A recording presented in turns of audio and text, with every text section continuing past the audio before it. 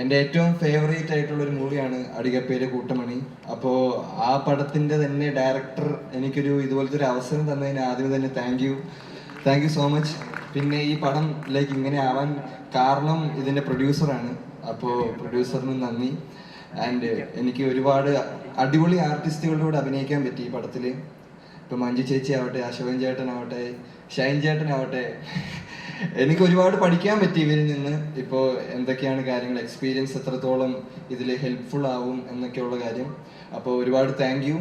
പിന്നെ ഇതുപോലൊരു അവസരം കിട്ടിയ നിങ്ങളുടെ മുമ്പിലെല്ലാം നിന്ന് സംസാരിക്കാൻ എനിക്കൊരു അവസരം തന്നതിന് ലൈക്ക് നിങ്ങളോടും ഒരുപാട് താങ്ക്സ്. പിന്നെ ഈ പടം എന്ന് വെച്ച് കഴിഞ്ഞാൽ ഇതിനകത്ത് ഞാൻ റഹാൻ എന്ന് പറഞ്ഞൊരു ക്യാരക്ടറാണ് ചെയ്യുന്നത്. അതുകൊണ്ട് ആ റെഡ് കളർ പയ്യനാണ് കാമുകി. അപ്പം സിനിമയിൽ കാമുക ഉണ്ടോന്നാണോ ഷൈൻ ചേട്ടൻ ചോദിച്ചത്, അതോ ജീവിതത്തിൽ ഉണ്ടോന്നാണോ? സിനിമയിൽ സിംഗിളാണ്.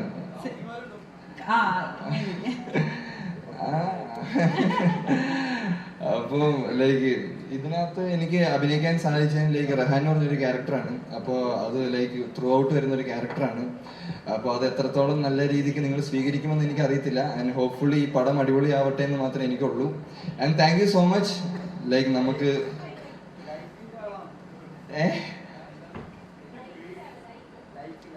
ലൈക്കാ ഓ അങ്ങനെ അത് ആദ്യമായിട്ടാണ് ഇതുപോലൊരു എക്സ്പീരിയൻസ് എനിക്കിപ്പോൾ ലൈക്ക് ഇതുപോലൊരു പടത്തിന്റെ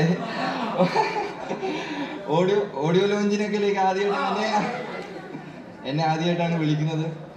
അപ്പോൾ അതുകൊണ്ട് എനിക്ക് എങ്ങനെയാണ് ലൈക്ക് പ്രസന്റ് ചെയ്യേണ്ടതെന്ന് അറിയത്തില്ല. സോ അതിൻ്റെതായിട്ടുള്ളൊരു എക്സൈറ്റ്മെന്റ് ആണ് മെയിനായിട്ട്. പിന്നെ പേടിയും ഉണ്ട്.